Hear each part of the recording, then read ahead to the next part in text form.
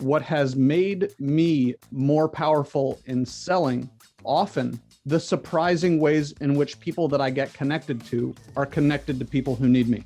And so when I think about making sales social, it really, I find that the more indiscriminate I am about who I connect to, who I add value to, who I ask for help from, it's astonishing how powerful that behavior is. Welcome to the Making Sales Social podcast, featuring the top voices in sales and marketing.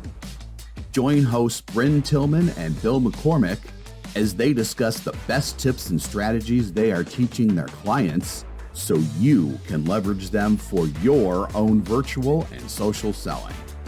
Here are your hosts, Brynne Tillman and Bill McCormick. Hey, welcome to Making Sales Social. I'm Bill McCormick. I'm Brynne Tillman. So Brynne, who's joining us today? So I am really excited. If you've been watching kind of Making Sales Social, I keep throwing in this Clubhouse thing because I am obsessed with Clubhouse for lots of reasons. But one of them is how we got our guest today, Aaron, and I'll introduce him in 1 second. But, I think, we live in this little bubble, right, in our world. And we see the things we see and we learn the things we learn. And then when we step outside our bubble, all of a sudden, there are these aha moments that you learn and you go, wow, there are a lot of other bubbles out there, right, that I want to explore.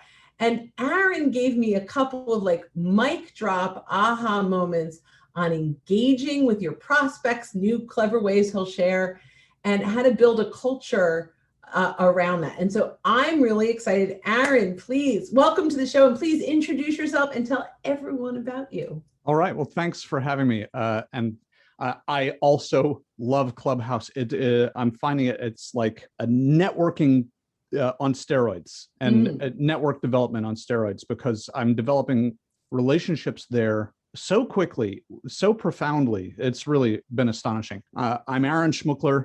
I'm a co-founder of a company called the Yes Works. What we do is we have a process that we bring to leaders and their teams we call teamification, because we've all been in groups of people that were not necessarily all that much more than the sum of their parts.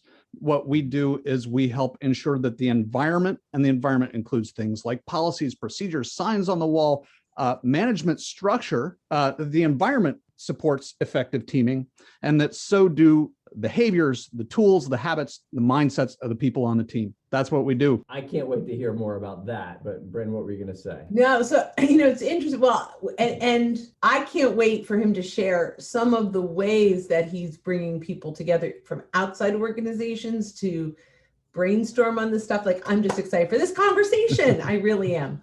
Ask the first question, though. The first question we ask all of our guests, Aaron, is what does making sales social mean to you? Well, I had what I thought I was going to say. I'm not going to say that. Instead, as I think about, for example, my time on Clubhouse and the number of rooms that I'm spending time in, and rooms are topical. For those of you who aren't familiar with Clubhouse, you go into a room about leadership, or you might go into a room about excellent parenting, or you might go into a room about why is Clubhouse doing what it's doing. There are lots of rooms. Anything you can imagine, there are rooms about it. And I'm spending a lot of time in rooms that I don't necessarily have expertise in, rooms that I'm learning from. I'm also spending time in rooms with people who have powerful networks. And so when it comes to making sales social, and I think back on the 7-year history of my company, what has made me more powerful in selling are sometimes, and I'll change that actually to often, the surprising ways in which people that I get connected to are connected to people who need me. And so when I think about making sales social, it really, I find that the more indiscriminate I am about who I connect to, who I add value to, who I ask for help from, it's astonishing how powerful that behavior is. And there's, if you'll pardon me for one more sentence or two, there's a guy named Jordan Harbinger who has an absolutely fantastic podcast called The Jordan Harbinger Show. and he used to be an attorney. And one of the most important people in his firm essentially was a lawyer who did not practice law. He went out and he played golf and he hung out in bars and he just brought contacts into the firm. And this guy was the rainmaker, not because he was going out and looking for business, but because he was going out and making connections. So there's a long-winded answer to a short question. It totally aligns with everything that we believe, right? This is not us. We've heard this a million times, but your network is your net worth, right? As you grow, the connections that, and in Bob Berg's world, the know people do business with people they know, like, and trust. Social, we say to get to know on social, you have to attract, teach, and engage. So there's a precursor that social has that gets you to that know. And I love that. And LinkedIn and Clubhouse are doing that. So I really want to hear more about teamification. I remember coming out of the public service world where we worked in teams. I was a 911 dispatcher, and the joke was, there's no I in team, but there's two in idiot. But that's from that world. So tell me a little bit about teamification and our listeners about teamification, what that means, what you're doing with folks with that. Well, as is my want, I'll answer maybe a little piece of that, and or even answer something adjacent to it, and say that there's a lot of conventional wisdom out there that really interferes with effective teaming. Some of that conventional wisdom, you just said, there's no I in team, and the research out of Google, the research out of so many places says that it's when we bring I into the team that we really make our greatest contribution. Mm-hmm. So there is no selfishness in team. And if you're not fully owning who you are, if you're not fully owning your uniqueness, then you're not making the full contribution that you could. One of the principles, and there are 8 principles of teamification, one of the principles that we train our clients in is we call be obvious. And one of the things that's implicit in be obvious is nothing goes without saying. Another piece of that is what's obvious to you is not necessarily what's obvious to me, and vice versa. So, there's this story that at first I thought was apocryphal. It turns out to be true, of a semi-truck going under a bridge and getting wedged under the bridge. And, the truck is done, right? That trailer is demolished. And what the tow truck driver and the cops and the structural engineers are all trying to figure out is, how do we get this truck out without further damaging the bridge? And it's a 10-year-old kid who says, why don't you let the air out of the tires? So what's obvious to you is not necessarily what's obvious to me. And so if we don't bring I to the team, then we're really shortchanging the team. And we're also shortchanging ourselves, because we never really fully relax. We never really feel like we belong. Brene Brown says that the opposite of belonging is fitting in. Oh, I hadn't heard her say that. Isn't that wonderful? That is. And we're talking to mainly salespeople who are listening to this, from large sales teams to small sales teams to entrepreneurs. And, correct me if I'm wrong, but in the sales world, we're kind of taught to fit in. There's a sales process that we're taught, and we're taught to follow that sales process. Don't deviate from that sales process, because it's been tested and it's true. And so we're supposed to fit in. So what are some of the things that you teach sales teams and teamification to bring their I to the table? Have a sales process, require that people adhere to it, make it loose, right? It's not sales on rails. It's sales with a map. I think about an email that I received just a few minutes before we got on together from a client. This is the COO of a company that I've been working with. I've been working most directly with the CEO, so I haven't had any conversations with the COO except in the training room. And there are a couple people that he's connected to on LinkedIn that I would love to meet. I think of him as a busy guy. I don't have his personal phone number. So what did I do? I followed my process. I put together a little list of people that I'd like to meet. I sent him an email that I hoped was warm. And he responded back with, oh, I'm so glad to make these introductions for you. And also gave me the note that that my email to him was kind of formulaic and seemed a little sterile. And he would have preferred to have that be a phone call or a Zoom meeting. And so, I can keep following my formula if I want to, or I can bring more into the process, because I would always rather have a conversation, even as an introvert. I would rather have a conversation than send an email that may be received as cold. And so that was a lesson for me to go ahead and take up as they say, take up the space to ask him for a few minutes of his time in real time, even perhaps telegraph, hey, the reason that I want this time is that there are a few people that you're connected to that I'd like to know. And then, ask for the time. And so, and don't send the list of names yet. Exactly. Right. Review them when you're together and get real-time responses. I love it. Oh, this guy would be great. I don't remember her. Maybe him, and talk through it. Which I've done so many times. And, and then I don't want to be a bother. So, when you ask, if I can come back to what, your question and kind of almost put a bow on it, it's stay tuned into what works for you, what works for your prospects, what works for this prospect, right? Because your sales process may or may not jive with their buying process. And if you're not ready to be flexible, then guess what? You're not going to make the sale. Right. And they aren't going to benefit from what you have to offer. That's the authentic insight. Yeah. That's the right. That's what it's about. And often, and I've been saying it for the last few weeks now on Making Sales Social. We have a sales process, but our buyers have a buying process, and that's what we really need to mold ourselves to. And so I love the idea of bringing myself to the situation, but then realize that's not a number that's on the other side of the screen or on the other side of the table or on the other side of the phone. It's an actual real person, and they have needs and wants. I think back to a client that we had, older gentleman who was a chef that was in a marketing role, so just not a great fit, but hated email, hated the website, hated text message. This is what he wanted. Bill, would you just pick up the phone and call me? I'll tell you anything I want to know. And that's not something I did regularly in the role I was in. And so once we were able to meet that need, and him and I met in that place, think about teamification, you're really having teamwork with your clients. Exactly right. I'm curious how that comes into play with what you teach. 100%.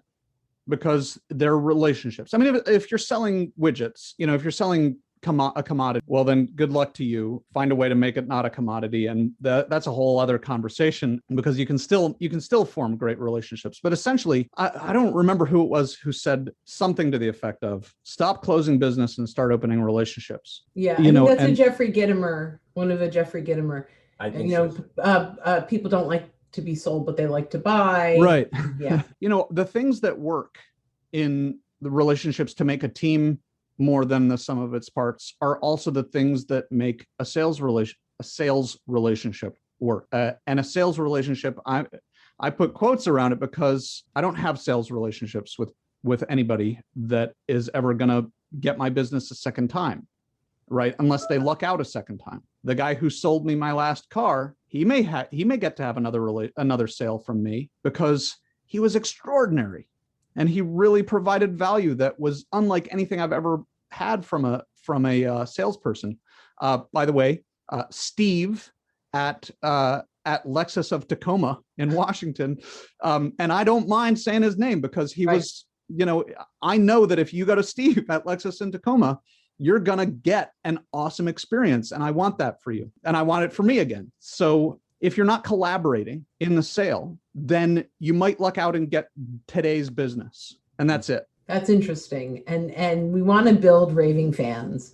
To the same point, I bought a car in October.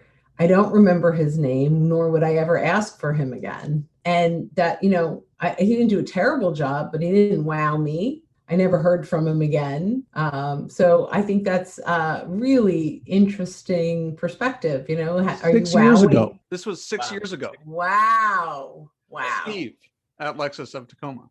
And I'll tell you, we leased a car 5 years ago now, our first lease, the sales rep was great. It was a Toyota dealer who doesn't pay commission to their reps. So we liked that because it wasn't high pressure. Went back, did a lease again, got a different rep. And I just went back recently because we moved, so we're out of the area. And so I sat down with her just to talk about how this was going to work. And this is how she talked to me. She would look at her foot. She was not giving me any attention. And I just said, hey, okay, great, thanks, and walked out. And I said to my wife, we're going to go somewhere else. And she might have lucked out if she had exactly what you needed, right? And you think of her as a barrier you have to get through to get to what you need. At that point, all I was looking for was some information, and that seemed to be a bother to her. And so if you're not willing to give me some information, then you don't deserve it. And I'll say that to all the salespeople that are listening, just because it may not end in a sale or lead to a sale right now, doesn't mean that it's not going to be beneficial down the road.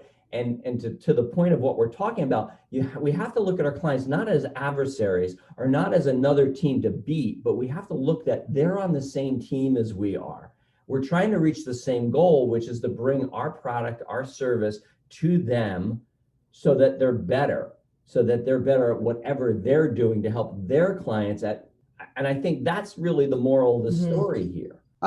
If you don't mind, if I'd respectfully disagree with you, because you've got an agenda now. If the common goal, if I come into a sales conversation with my expectation that the common goal is to put you in a new car today, right?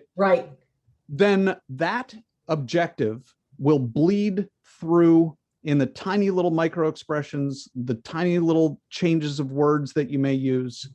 If your objective is, I want what's best for you, and I want to learn about you, and I want to compare your needs to what I have to offer, and then I want to add value. And maybe that's by telling you that you really should join us. And maybe it's by saying, this isn't for you, actually. Right. Maybe you should talk to Jerry. And one of the things we talk about, and I actually think that really aligns with us at the core, is to detach from what the client is worth to us and attach to what we are worth to the client. Right. And so that's like a core value statement of our whole company.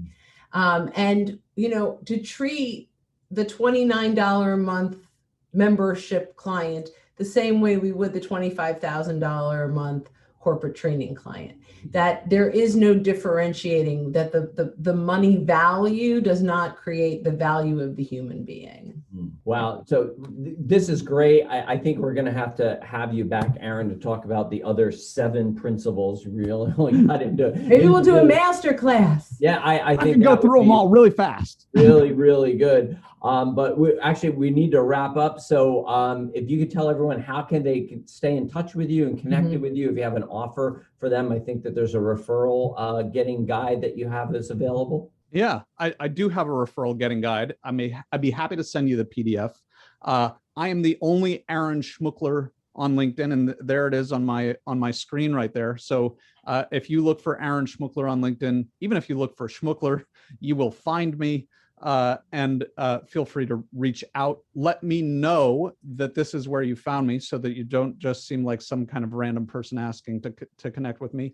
You can also find me at theyesworks.com, which is kind of my home on the web. Fantastic. This was great. We'll put all of those resources and the links to those resources in the show notes so that you can get them. So Aaron, thank you so much for being with us, and all of you that are watching and listening, thanks so much for watching us. And as you're going about your week this week, don't forget to make your sales social. Bye, guys. Bye, everyone. Bye-bye. Thank you so much. Thanks for listening, and join us again for more special guest instructors bringing you marketing, sales training, and social selling strategies that will set you apart. Don't forget to subscribe to get the latest episodes from the Making Sales Social podcast. Leave a review down below. Tell us what you think, what you learned, and what you want to hear from us next. You can also listen to us on Apple Podcasts, Spotify, Stitcher, and Google Play. Visit our website, socialsaleslink.com, for more information.